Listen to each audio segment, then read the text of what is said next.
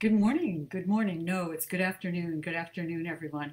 I'm Hank Philippi Ryan, and I think we're live here on Instagram and live here on Facebook. I'm not seeing any comments on Instagram yet. Is it working? Let's make sure we are on Instagram. Come on, sweetheart. Hi, everybody on Facebook. Are you seeing me? I hope you are. I'm Hank Philippi Ryan here for First Chapter Fun, and Instagram. I'm just gonna try that one more time here for First Chapter Fun, and we will do this and go live and go live and go live. And it's checking to see if it's going to work on Instagram. Now I see you. Now I see you on Instagram. Okay, terrific. This finally worked. It's one of those things where I know. Hi, Hannah. Hi, Tori. Welcome. We're reading from the fabulous Tori Eldridge's book this morning on First Chapter Fun here on Facebook and here on Instagram. And we've already had a tiny little glitch and I see you, Hannah, on Instagram. I see you, Hannah, on Instagram as well. Thank you. I'm glad you're here. This has been quite the morning. I have to tell you that last night I texted, hey, Rena. Hi, Linda Rosen. Last night I texted Hannah at like midnight saying, well, we've had a big storm, our internet is down, who knows what's going to happen tomorrow, which is sort of a metaphor, I guess, for our entire lives these days in the way that we're living. Who knows what's going to happen tomorrow, but I think we made it here on Instagram and here on Facebook for this afternoon's version of First Chapter Fun, which is, as we do, if you're new here, welcome. I'm Hank Philippi Ryan, and this is where every Tuesday and Thursday at 12:30 p.m. the fabulous best-selling author Hannah Mary McKinnon and I read the first chapter of a fabulous new book out loud, not just to ourselves. Oh, this is such a good book, and you can watch us read it. No, we'll read it out loud to you. And we're so happy that you're here today. I see Glennie, of course, and Pugs and Pages, and Al. Nice to see you. Al says that Tori is a fellow International Thriller Writers debut author. Quite an honor for both of you to be an ITW debut author. Being a debut author is such a once-in-a-lifetime thing, isn't it? Hey, Joanne, and hi, Carla, and Shannon Hansen, and Linda and Erin and Deborah. Hi, sweetheart, and Joanne. Nice to see you all. This is so great. Hey, Beth. Yay. I see the numbers counting up, and that's great. Hey, 1966 Shelby GT. Okay, now that's a car, right? Did you see that movie?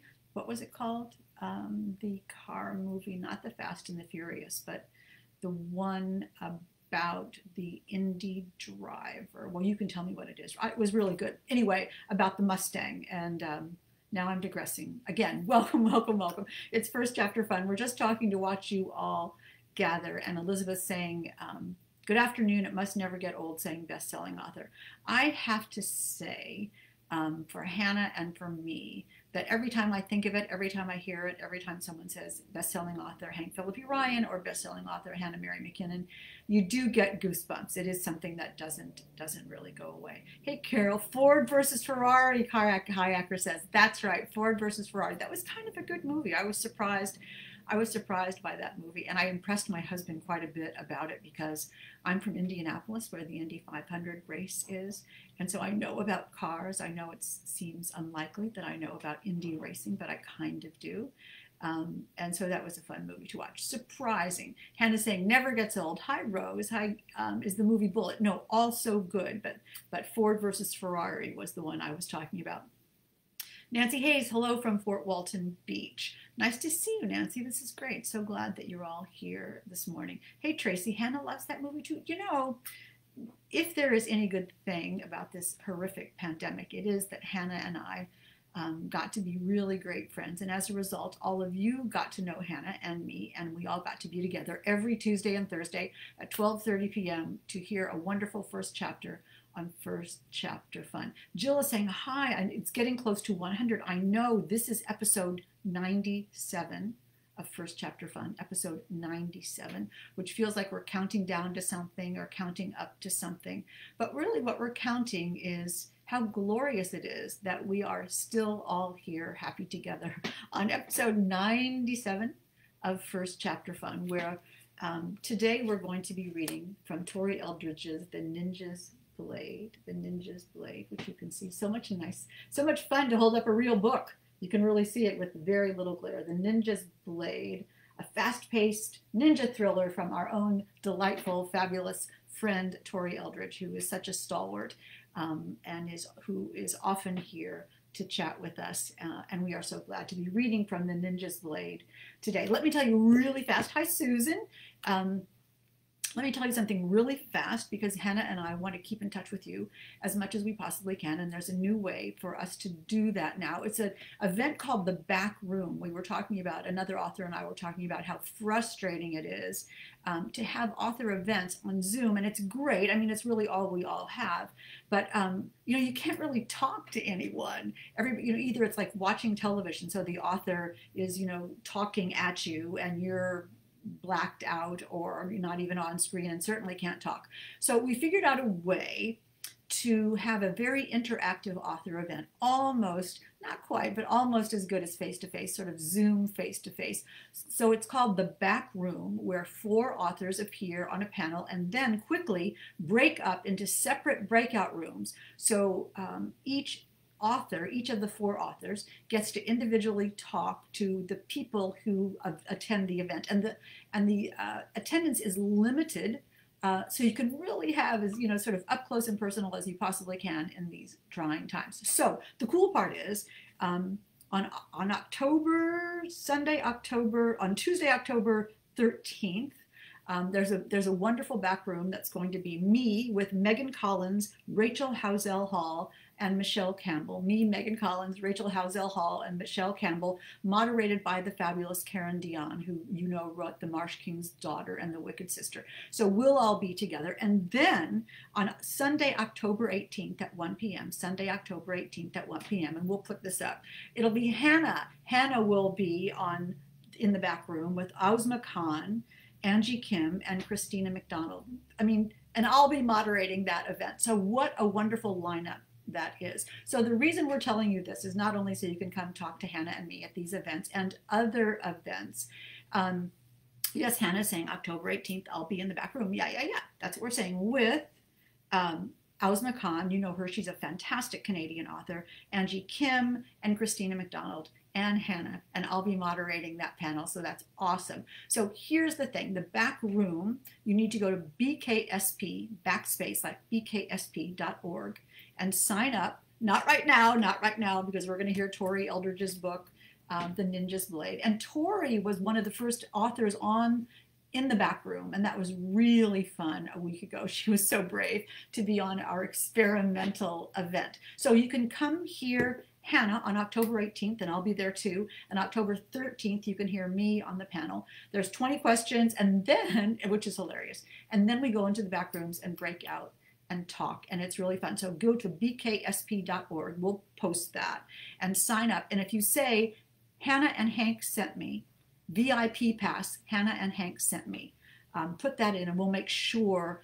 that you get into the event. As I said, the space is limited because we want to give everybody an opportunity really to speak to those authors. And Tori, thank you, was saying, I adored the back room. It is a truly innovative virtual event. It is, it is. It's really a way to allow readers and attendees and authors really to chat and really to get together. So I can't wait for you all to come, and we'll put that on. Remember to put VIP pass, Hannah and Hank sent me, and we'll make sure that you get into the back room. So shall we, I know Jen Jumba always talks about, I say without further ado, and Jen Jumba says, we love the ado. But okay, ado is done, and now we will get on to the fabulous, Shannon saying the back room sounds like fun. So yeah, come join us. It's kind of interesting too, because it starts with 20 questions instead of a stodgy old, introduction, but it's 20 questions, so you really get to know the authors. Really fun, really fast. And that is taped, and that's put on YouTube, so you can go to the back room on YouTube and watch the fun 20 questions. But then when we break out into the breakout rooms, it's not taped. So we always say what goes on in the back room stays in the back room. So anything you want to talk about with the authors, that is never taped, and that's special to you. So only you who go to that event will know what the authors say, and only you will be involved in that conversation. Everybody's mics are on, and everybody's video is up if you want it to be. You can always put up your little avatar, but if you want, your mic is on, and if you want, your video is on, so we can all really talk, and it's really fun. So now here we are at another one of our fabulous pandemic events.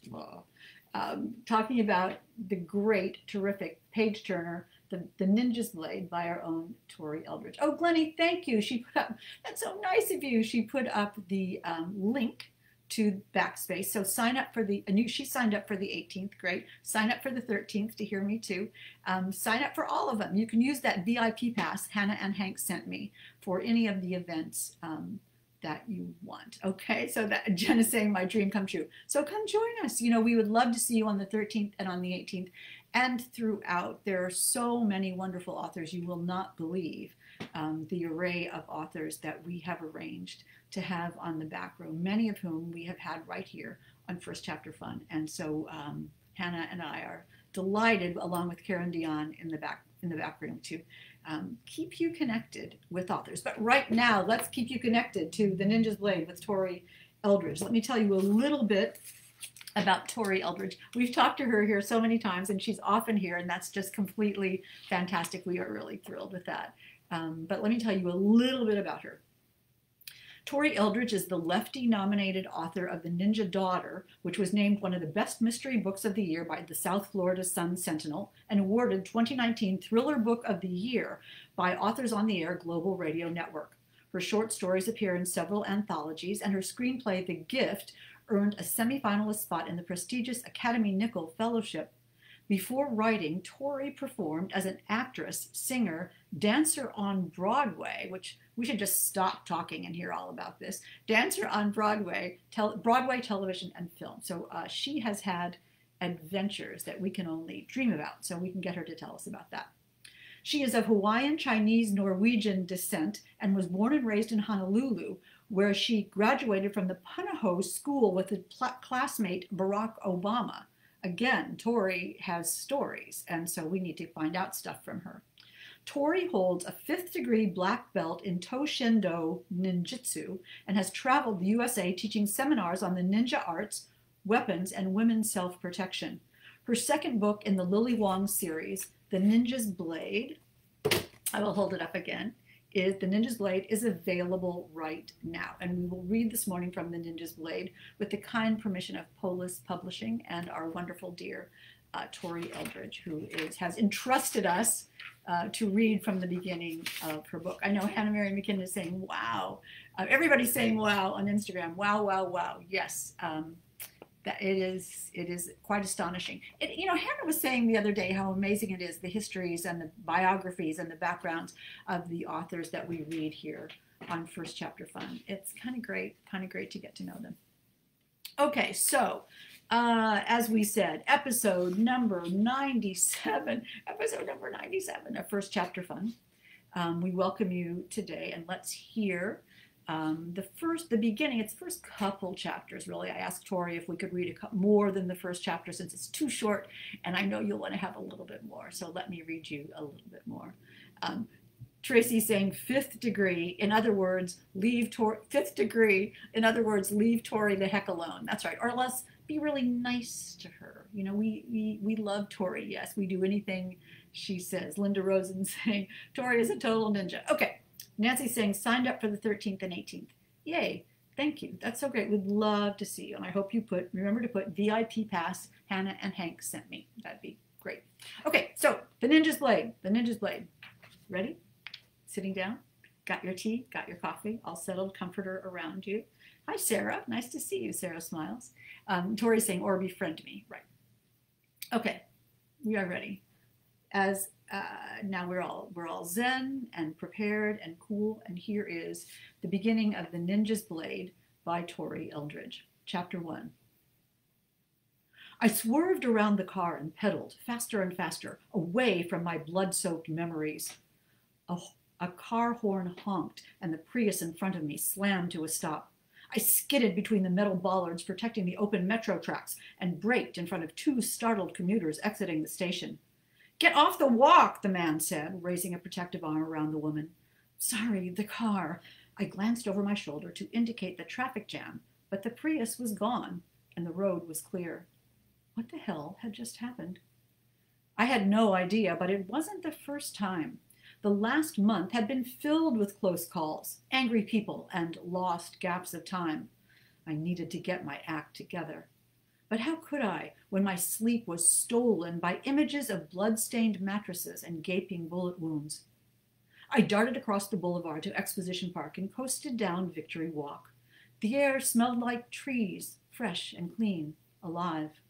I dropped my arms and let the bike glide on its own. No memories here, just 160 acres of verdant government-owned land in some of LA's most interesting museum.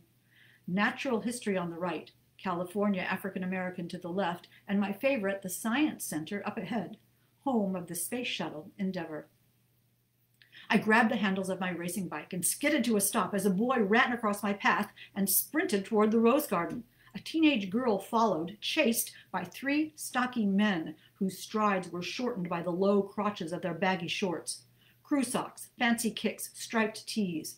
They reminded me of some members of a Mexican street gang known as the Barrio Norwalk 66.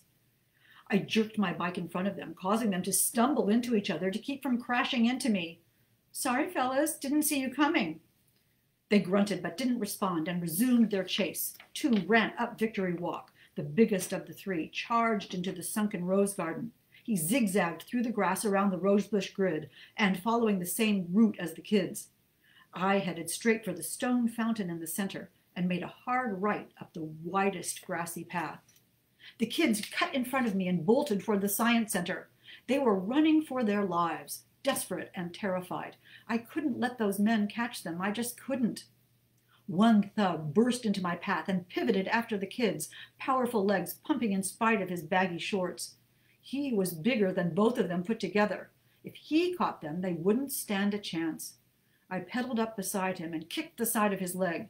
He crumpled like a bag of chips. I swerved and chased after the kids as the other men charged down State Drive to intercept. When the kids darted into an outdoor dining area, I followed, riding low on my handlebars to avoid the arms of the patio umbrellas. The haphazard arrangement of tables slowed me down, but at least there weren't any people to dodge. Why endure the August heat when you could sit in an air-conditioned cafe? The gangbangers closed in on the fleeing kids. Get away from them, I shouted, jamming the brakes and leaping from my bike. The men had trapped the kids in a dead end against the building. The shorter man shoved his buddy in my direction. I got this. Deal with her. As the baggy shorts-wearing punk stumbled in for a tackle, I stepped aside, parried his arms out of the way, and smacked his groin. He howled. When the other guy turned to help, I rammed the heel of my palm up his nose. Blood spurted through his fingers as he tried to stop the bleeding. I slipped around him and headed for the kids. The girl shoved the boy out of the corner. Run, she yelled, and together they bolted to freedom. Wait, I yelled. Are you okay? As I turned, a fist slammed into my face. I relaxed my body and went with the motion of the hit, absorbing the impact and lessening the pain. A patio table stopped my momentum. I grabbed the edge and rocked back into its surface, tucking my legs for a powerful double stomp to my assailant's chest, the shorter one with the busted nose. He stumbled back into his friend, who was still clutching his injured testicles. I rolled off to the side and landed in a floating hand fighting stance. What the hell, lady? Busted Nose asked, rubbing the spot on his chest where I had kicked. Smashed testicles pushed his friend away. Forget this shit. He bent to reach under a chair and came up with a conservative vinyl handbag, the kind my Norwegian grandmother might have owned. At least we got it back. Busted Nose spat at my feet, with no help from you. I dropped my hands. I had a bad feeling about this. What are you talking about? Whose purse is that? It belongs to an abuela back at the museum. What, did you think we were purse thieves? A grandmother? I thought... He wiped the blood from his nose. I know exactly what you thought, you racist shit. You saw a bunch of Mexicans chasing down some white kids and assumed the worst. Did it ever occur to you we might be trying to stop a crime? I shook my head in bewilderment. You reminded me of someone else. So did those kids. I'm really sorry. Smashed Testicles looked around. Hey, where's Johnny? While they were distracted, I ran to my bike, whipped it around, and raced out the narrow patio. Busted Nose yelled after me. That's right, bitch. You better run. I didn't wait to hear the rest of his comments. I needed to check on their friend, the one whose knee I had stomped. He might need medical attention, or at very least, an apology. Bells chimed as I opened the screen door to Paco's Tacos, home of the sweetest tamales on earth. Although I hadn't been here for a month, the scent of frying lard and corn made my mouth water. Dumpling, mi amiga, you've come back. What can I make for you today? Paco smiled as exuberantly as he had on my first visit when I'd saved his weekly earnings and zip-tied would-be robbers. I had just discovered an important link on a case I was working, a link that had led to dubious alliances and death. I blinked hard and forced a smile. Hola, Paco. How have you been? He wiped his hands on the towel hanging from his apron. Bien, bien. And you? It's been a long time. I'm beginning to think you didn't like my tamales. Are you kidding? I dream about them. Is that what you want, tamales? Maybe carne asada on the side? Sounds great. And horchata. I laughed. No one ever accused me of dainty eating. He waved away my money. Food for life, remember? Thank you. Your friendship means more than I can say.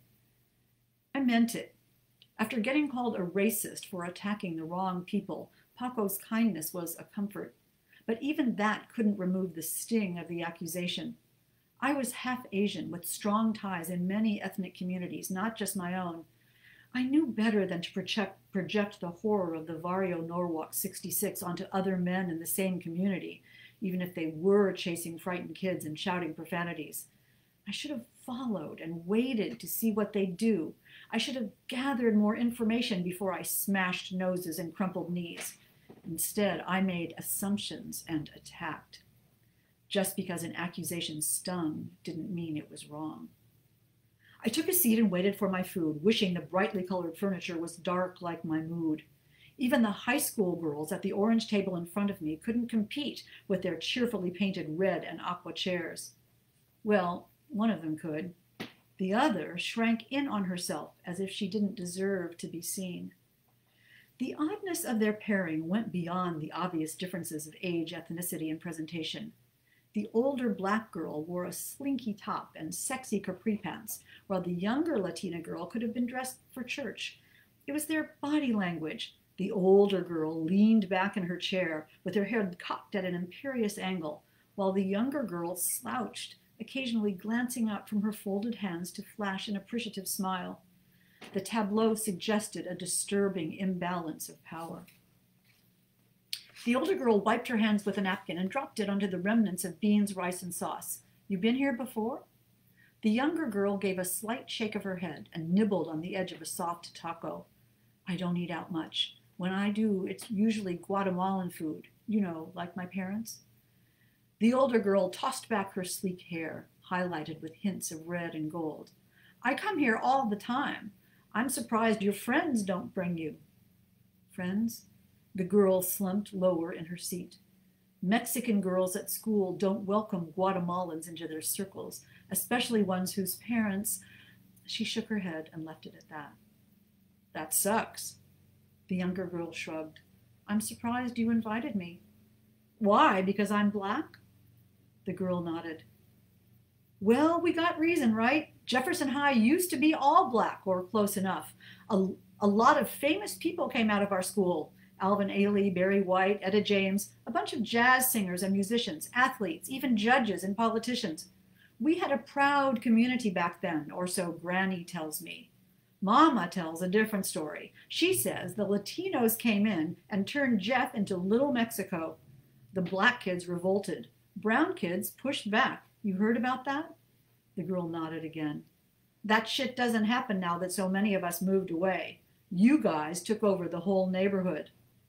I'm not Mexican. Close enough. The girl steeled herself with a deep breath. Why am I here? She asked timidly. You hate me. The older girl swiped the air with blue polished nails. Not me. Dala gets along with everyone. Life's too short to be hating. Plus, a person can always use more friends, am I right? As if to make a point, Dalla leaned forward, braced her weight on beautifully sculpted arms, and held out an open palm. Are you my friend, Ana Lucia? The young girl looked so happy and so grateful I wanted to cry. It broke my heart to think such a beautiful girl could be that lonely. She took Dalla's hand and gave it a squeeze. Of course I'm your friend. You're the nicest person I ever met. Dalla chuckled. Yeah? Well, wait till you meet my friends. You'll never be lonely again. I sat back in my chair.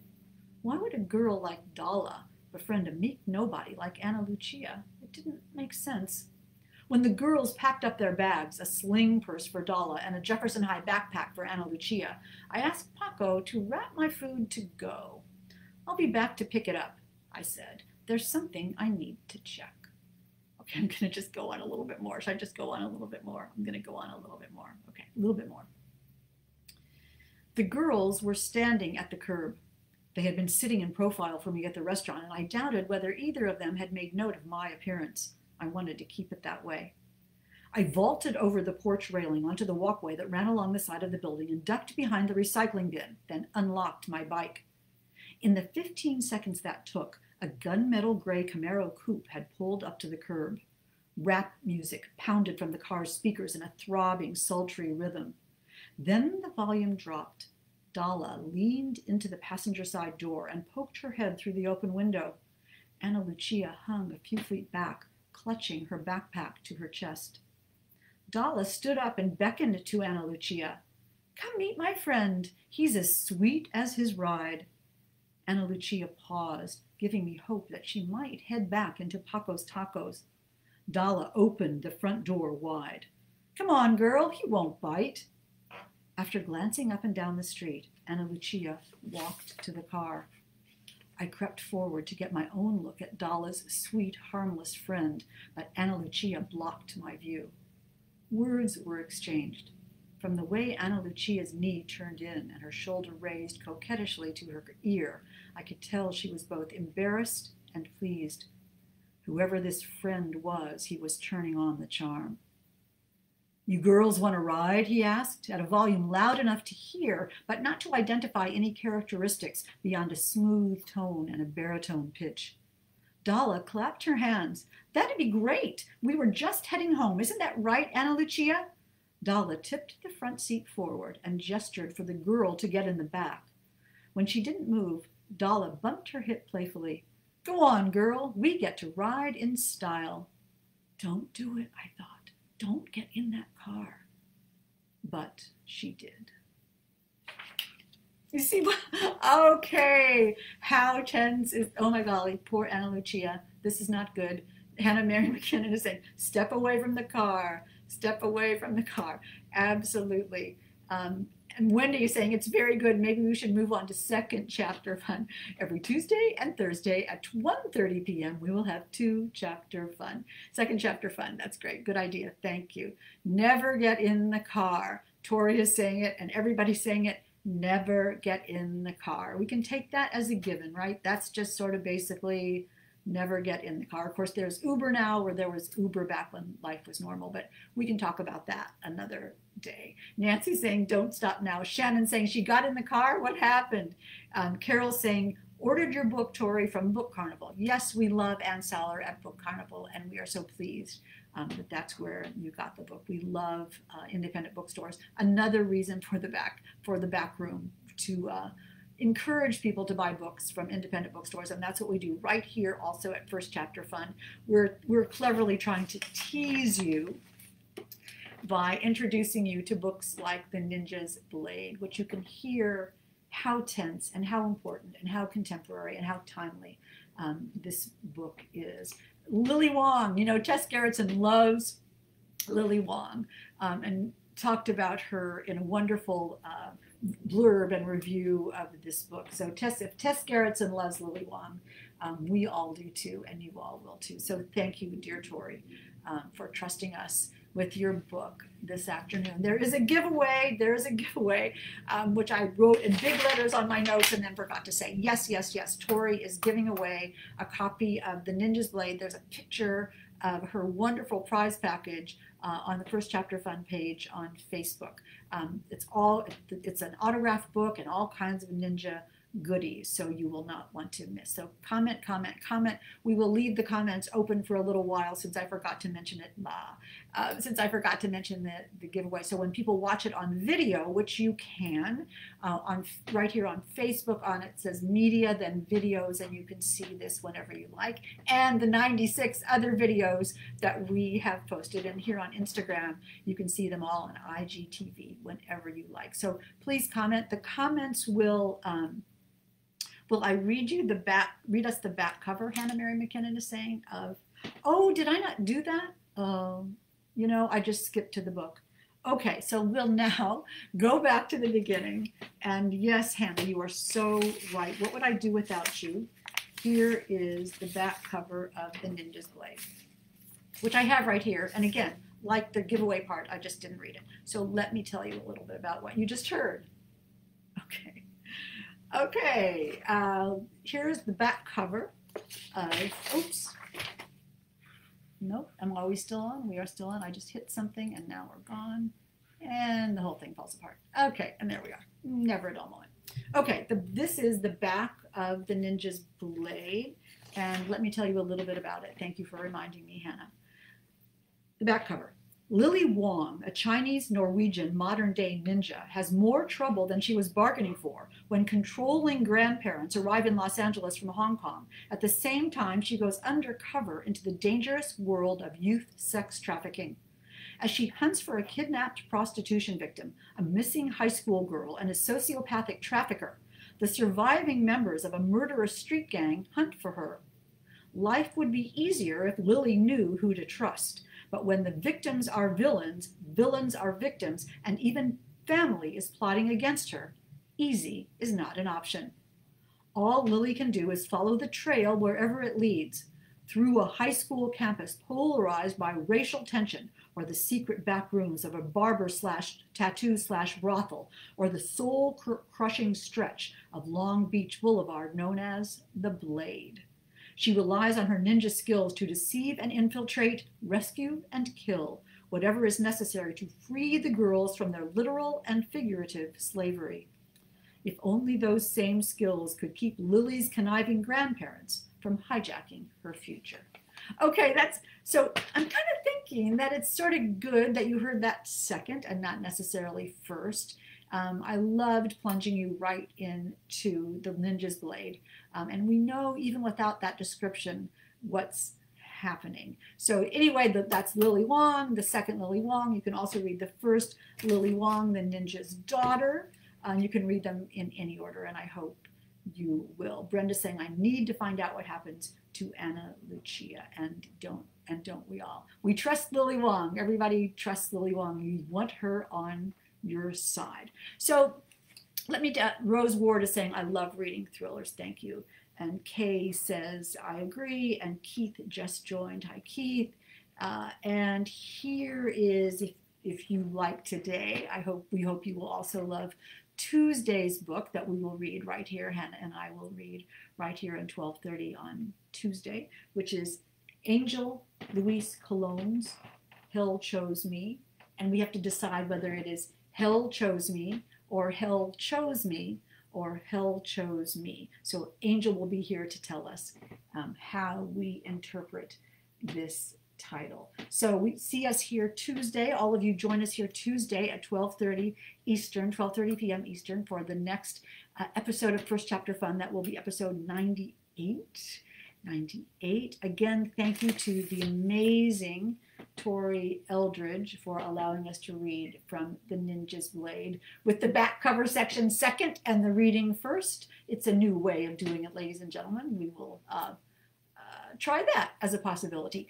Anyway, we are so thrilled that you are here today, and hope, as always, you stay safe, stay kind, and we will see you here next time. Keep in touch.